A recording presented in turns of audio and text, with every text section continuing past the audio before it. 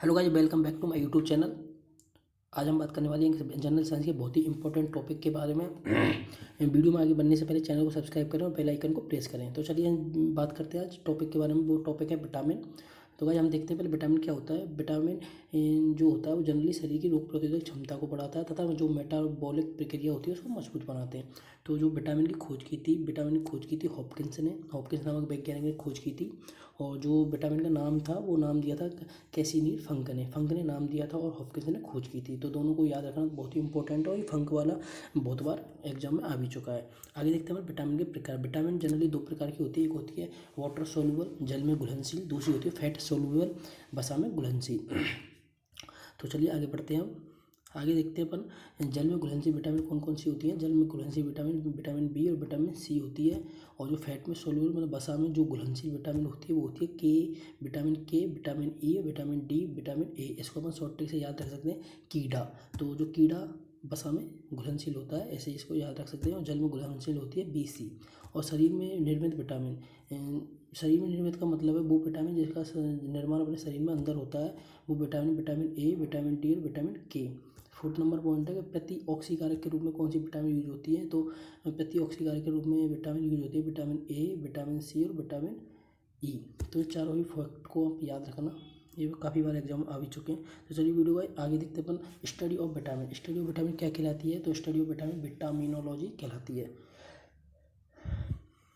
चलिए आगे बढ़ते हैं भाई।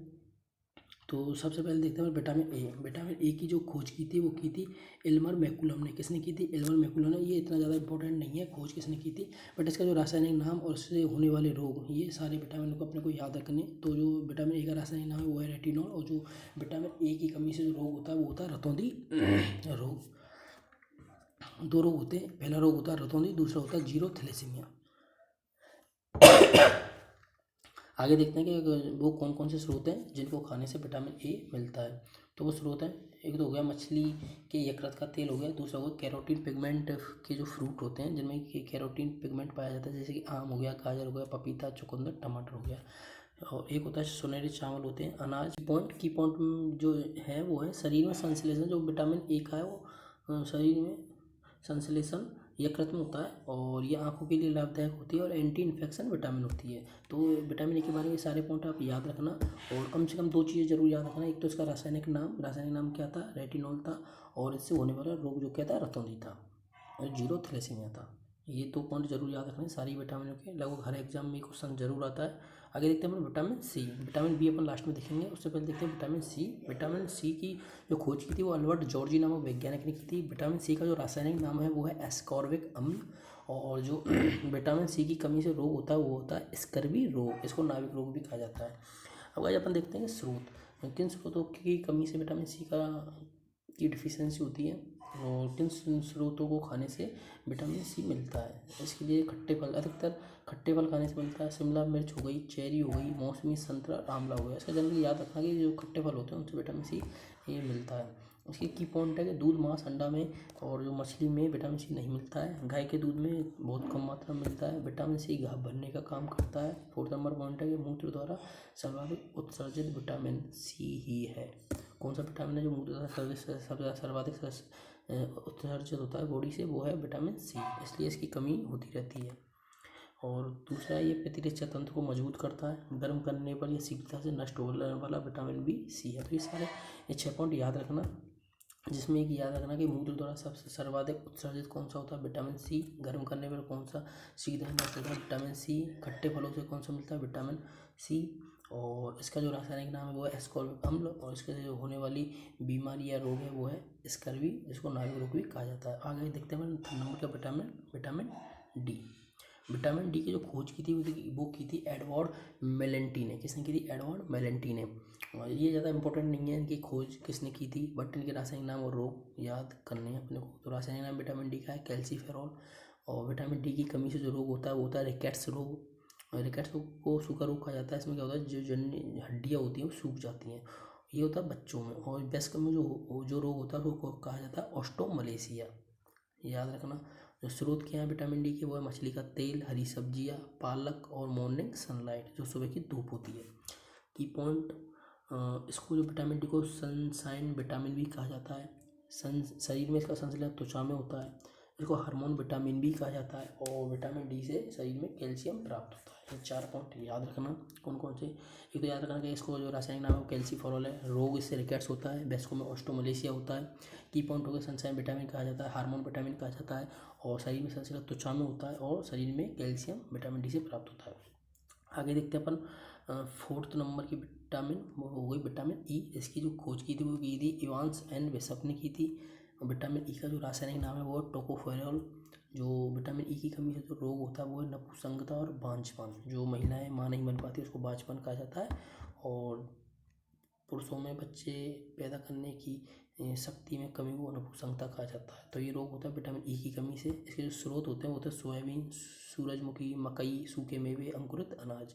जो जनरली ड्राई फ्रूट्स होते हैं वो विटामिन ई के स्रोत होते हैं। आगे देखते हैं अपन जो की पॉइंट है।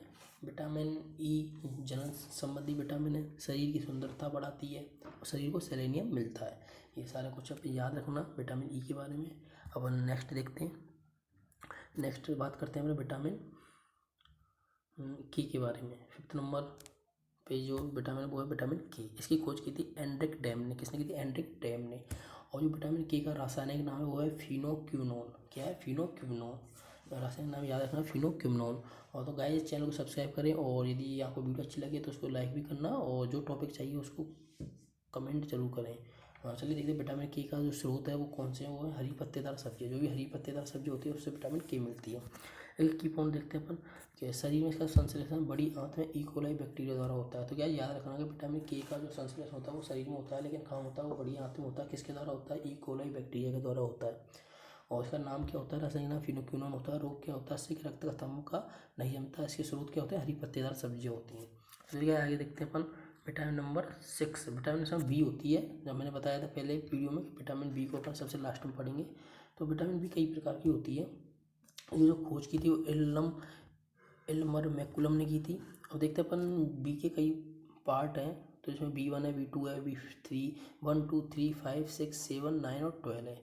तो इन सबके रासायनिक नाम और उनके रोग जरूर याद रखना और कुछ आपको याद नहीं करना है। सारी विटामिन कम से कम आप लोग उनके रासायनिक नाम जो होने वाले रोग जरूर याद करने हैं और उनके की पॉइंट।